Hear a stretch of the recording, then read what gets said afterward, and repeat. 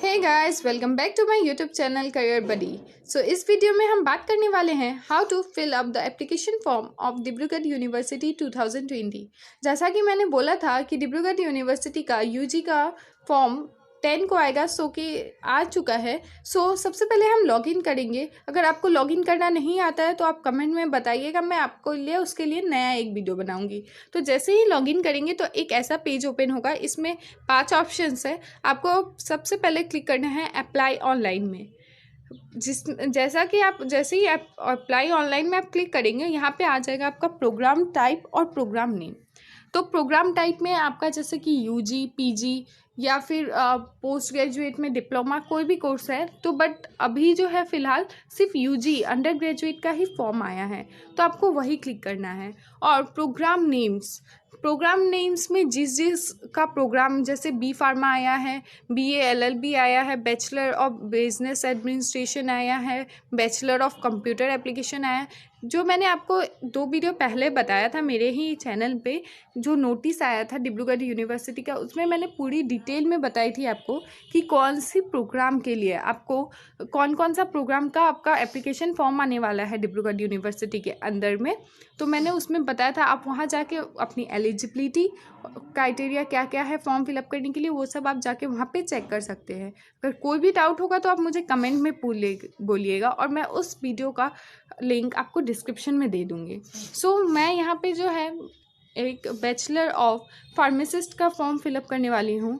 But एक बात है कि आप किसी भी चीज़ का फॉर्म फिलअप करें, आपको कॉस्ट जो है एक ही पड़ेगा, ओनली 500 रुपीज़ का। और अगर आपको किसी दो प्रोग्राम में फिलअप करना है, जैसे कि एक है आपका बैचलर इन कंप्यूटर एप्लीकेशन और बी फार्मा के लिए अप्लाई करना है, तो आपको 2 बार अलग अलग फॉर्म फिलअप करना पड़ेगा, और दोनों के लिए आपको अलग अलग से 500 रुपीज़ फी पे करना होगा।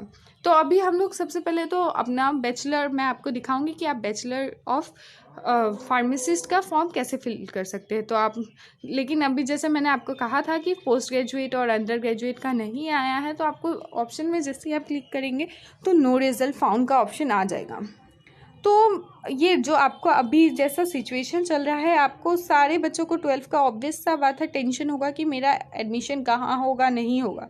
तो जेई मेन, जेई एडवांस, फिर नीट, ये सब का जो है आपको पता है कि डेट पोस्टपोन कर दिया है। आसाम लेवल का जो CEE है उसका भी डेट पोस्टपोन कर दिया है। तो आप एक अच्छा साइट के लिए ये फॉर्म फिलअप करके रख दीजिए। अगर आपका मतलब उस टाइम जो भी है एग्ज़ाम पोस्टपोन्ड हो जाता है या जो भी हो जाता है, तो आप आपका एक सीट तो रहेगा कि हाँ मैं इसमें कर लूँ। तो जैसा मैं अब दिखा रही हूँ बैचलर ऑफ फार्मासिस्ट का कैसे फॉर्म फिलअप करते हैं। तो आपने जैसे ही क्लिक किया, फिर वहाँ पे आपका कंटिन्यू का ऑप्शन आता है। कंटिन्यू में आपको क्लिक करना है। कंटिन्यू में क्लिक करने के बाद आपका एक नया पेज ओपन हो जाएगा, जिसमें आपको अपना application form step by step fill up करना होगा। टोटल एप्लीकेशन फॉर्म फिलअप जो करना होगा आपको, वो टोटल 5 स्टेप्स का होगा। तो सबसे पहला जो एप्लीकेशन फॉर्म फिलअप करना होगा, आप स्क्रॉल करके नीचे जाएंगे तो देखेंगे कि यहाँ पे सबसे पहले जो है आपको अपना पर्सनल कैंडिडेट का पर्सनल डिटेल जितना भी है आपका सारा वो देना होगा। जैसे यहाँ पे आपका सबसे पहले है आपका टाइटल क्या है, मिस्टर, मिसेस, मिस, जो भी है आप अपना वहाँ पे डाल दीजिए। फिर उसके बाद आप अपना एंटर नेम कर दीजिए। फिर उसके बाद आप अपना टाइटल एंटर कीजिए। फिर उसके बाद आप अपना फादर का नेम जो है वो डालिएगा। फिर उसके बाद अपना मदर का नेम है वो डालिएगा। मैं आपको जस्ट यहाँ पे एक एग्जांपल दे रही हूँ, मैं फॉर्म फिलअप नहीं करी, बस आपको बता रही हूँ कि आपको कैसे करना है। तो यहाँ पे पहले फादर का फॉर्म नाम फिलअप कीजिए, फिर मदर का कुछ कर दीजिए नेम फिलअप। फिर उसके बाद नीचे एक ऑप्शन है फादर या / गार्जियन।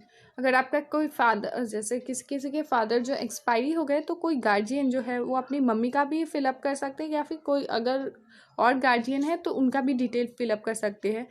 बट अगर आपका ऐसा कुछ नहीं है तो आप अपना सिंपली अपना फादर का नेम टाइप कीजिए यहाँ पे, उनका ऑक्यूपेशन, फिर आपका अपना एड्रेस, ये सब एक एक करके टाइप कर दीजिए। फ़ोन नंबर, पिन नंबर, जो आप जहाँ एड्रेस जिस जगह पे रहते हैं आप वहाँ का पिन नंबर, ये सब टाइप कर दीजिए।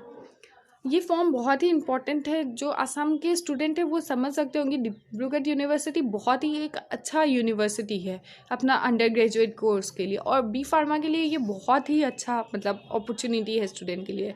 तो ये पक्का यहाँ पे फिलअप ज़रूर करिए, ये फॉर्म बहुत इंपॉर्टेंट है आप सबके लिए।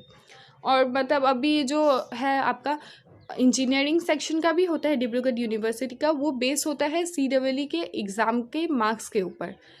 अगर आपको उसके ऊपर भी वीडियो चाहिए तो मैं आपको ज़रूर दूंगी वीडियो जैसे ही कोई नोटिफिकेशन आता है, बट आप कमेंट में बताइएगा कि आपको ऐसा रिलेटेड कोई वीडियो चाहिए या नहीं। फिर यहाँ पे जैसे है एड्रेस फॉर कॉरस्पॉन्डेंस, कोई और जो एड्रेस हो आपका वो भी कंपलसरी है, एक कोई भी आप अपना दे सकते हैं, शॉप का एड्रेस, समथिंग लाइक दैट। फिर यहाँ अपना पिन नंबर, आपका टेलीफोन नंबर अगर है तो, अगर नहीं है तो आप अपना फ़ोन नंबर नीचे नेक्स्ट ऑप्शन में आप अपना डाल दीजिए। फिर डालने के बाद आपका वहाँ पे नीचे फिर आएगा अलग अलग ऑप्शन, जिसमें आप अपना पर्सनल डिटेल सारा जितना भी है वो एक एक करके आपको फिलअप करना पड़ेगा। यहाँ पे आप मतलब फिर ईमेल आईडी आपका डालना ज़रूरी है, क्योंकि आपका कोई भी नोटिफिकेशन आएगा, कोई भी रिलेटेड इसका डिब्रूगढ़ यूनिवर्सिटी का एडमिशन रिलेटेड जो भी आपका नोटिफिकेशन होगा या नोटिस होगा वो आपका डायरेक्ट मेल में सेंड हो जाएगा।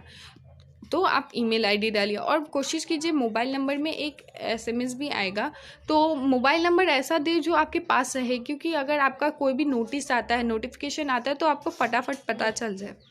फिर उसके बाद आपका है नीचे है डेट ऑफ बर्थ आपका जो है वो आप अपना टाइप कर दीजिए। फिर उसके बाद आप अपना नेशनलिटी आपका इंडियन होगा ऑब्वियसली, तो आप अपना नेशनलिटी डाल दीजिए। फिर उसके बाद अपना नीचे है आपका सेक्स क्या है, आपका मेल है फीमेल है, जो भी है आप वो डाल दीजिए। फिर आपका आता है मैरिज स्टेटस का, मैरिटल स्टेटस जो है आपका मैरिज हो अनमैरिड हो जो है वो आप डाल दीजिए। फिर आपका ब्लड ग्रुप क्या है, O पॉजिटिव है, B पॉजिटिव है, जो भी है आप उसमें डाल दीजिए। इसमें बेसिकली आपको अपना सारा पर्सनल डिटेल डालना है, जो आपको पता होगा आप अपना फिलअप कर दीजिए करके। फिर आप कौन से कास्ट से बिलोंग करते हैं, कम्युनिटी मतलब same caste, general, OBC, MOBC, ST SC। लेकिन अगर आप ये सब फिलअप कर रहे हैं, जैसे जनरल के लिए तो कोई सर्टिफिकेट नहीं चाहिए, बट OBC ST SC के लिए फिलअप कर रहे हैं कोई भी आप सेक्शन, तो आपको बाद में जब एडमिशन के टाइम आपको सर्टिफिकेट देना होगा, आपका कास्ट सर्टिफिकेट। अगर आपके पास कास्ट सर्टिफिकेट है तभी आप कोई और ऑप्शन सेलेक्ट कीजिए, अदरवाइज आप जनरल क्लिक कीजिए। फिर उसके बाद है नीचे रिलीजन जो है आपका, एक्चुअली इसमें फ़ोन में थोड़ा ऐसा अप डाउन हो जा रहा है, तो रिलीजन का आपको नीचे टाइप करना पड़ेगा। उसका है जैसे आपको हिंदू टाइप करना होगा, यहाँ ऑप्शन नहीं है आप कौन से रिलीजन के लिए, हिंदू हो मुस्लिम हो जो भी हो, आप नीचे टाइप कर दीजिएगा। फिर आपका इनकम कितना है ये भी पूछा है, तो आप अपने पेरेंट्स से पहले कंफर्म कर लीजिएगा कि आपका जो एनुअल इनकम है वो कितना है। एनुअल सर्टिफिकेट भी बनता है एक, तो आपको एनुअल जो सर्टिफिकेट बनता है उसका मतलब आपको जब एडमिशन के टाइम में आपको उसका प्रूफ देना पड़ेगा, तो इसलिए आपको इनकम सर्टिफिकेट भी देना पड़ेगा यहाँ पे। फिर उसके बाद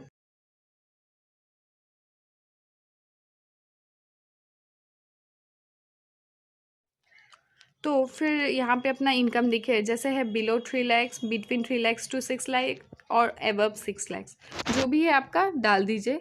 फिर उसके बाद आप परमानेंट रेजिडेंस ऑफ असम है कि नहीं, जो PRC हम लोग बेसिकली बोलते हैं, वो आपका एक डॉक्यूमेंट होता है। वो आप PRC जो एक डॉक्यूमेंट होता है, आपको आपका जो DC ऑफिस है आपका, वहाँ से आपको बनवाना पड़ता है। फिर उसके बाद आप कहीं और भी क्या एडुकेशन कर रहे हो ऐसा है तो येस और नो, ये सब आप अपना मतलब बेसिकली जो है आप अपना पर्सनल डिटेल इसमें सारा फिलअप कर दीजिए। फिर नीचे एक ऑप्शन है सेव एंड कंटिन्यू, सेव करके कंटिन्यू करना, अगर वो है तो आप सिंपली उसमें क्लिक कीजिए और फिर आपका एक नया पेज ओपन हो जाएगा। इसमें आपको ज़रूर ध्यान देना है कि आपका यहाँ पे HSCL ये सब का आपको मार्क्स का डिटेल पूरा फिलअप करना होगा। तो आप जब फॉर्म फिलअप करें तो आप सारा डिटेल अपने पास में रखें कि बाद में आपको जाके कोई प्रॉब्लम ना हो। और आपको अपना एक मतलब इसमें जो है आपको एप्लीकेशन फॉर्म में जो आपको फ़ीस देना है वो आपको नेट बैंकिंग, क्रेडिट कार्ड या डेबिट कार्ड, ये तीनों में से जो भी है आप उस ऑनलाइन बैंकिंग के थ्रू आप पे कर सकते हैं। जो भी है आप कोशिश कीजिए कि आपके नाम पे हो, बट नहीं भी होने से आप किसी के भी ATM या डेबिट कार्ड, क्रेडिट कार्ड से आप पे कर सकते हो। और उसके बाद आप एक अकाउंट से मतलब आप कितना भी फॉर्म फिलअप कर सकते हैं जो आपका हो, मतलब किसी भी, जैसे 2 भी कर सकते हो। तो अब हम लोग नेक्स्ट पेज में जाएंगे। नेक्स्ट पेज में है जो है, मैंने कहा था आपको एडुकेशनल डिटेल चाहिए।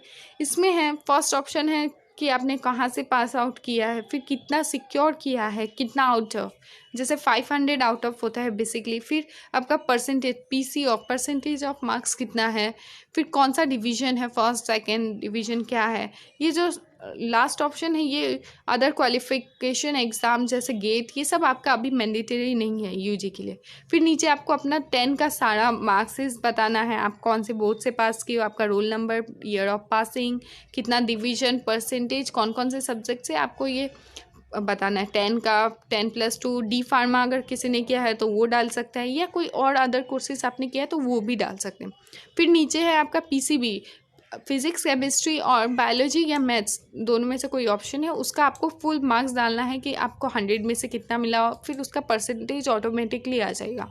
फिर आपका नेक्स्ट ऑप्शन है आपको क्या कोई ऐसा कॉलेज से या फिर कहीं से स्कॉलरशिप मिला है, अगर ऐसा है तो आप वो भी फिलअप कर दीजिए कि हाँ मुझे स्कॉलरशिप मिला है क्या में। फिर आपने अगर एक्स्ट्रा करिकुलर एक्टिविटी में कुछ पार्ट लिया तो वो भी डाल सकते हैं। फिर नेक्स्ट ऑप्शन है ये फ़ोटो एंड सिग्नेचर। फ़ोटो और सिग्नेचर, आपको फ़ोटो जो है वो 512 KB का चाहिए, और फिर उसके बाद सिग्नेचर भी 512 का KB का चाहिए, और दोनों JPG फॉर्मेट में होना चाहिए। फिर आपका सेम आपको एक पास सर्टिफिकेट, HS का जो आपका पास सर्टिफिकेट है जो आपको स्कूल से मिला होगा वो डालना है, उसका स्कैन कॉपी, उसका भी 512 KB होना चाहिए। फिर आपका HS का जो मार्कशीट है, ग्रेड शीट, वो डालना है, वो भी आपका 512 KB का होना चाहिए। फिर PRC का, फिर और सारा डॉक्यूमेंट्स डालिए। और फिर नेक्स्ट में आपका आ जाएगा कन्फर्मेशन का, जो है आप एक बार रिव्यू कर लीजिएगा, कोई डाउट तो नहीं है मतलब उसमें कि कोई गलती नहीं है। फिर आपका नेक्स्ट में आएगा पेमेंट का ऑप्शन, आप डायरेक्ट पेमेंट कर दीजिएगा। आई होप आपको सब कुछ समझ में आ गया हो। कुछ भी डाउट हो तो आप नीचे कमेंट सेक्शन में पूछ सकते हैं, और प्लीज़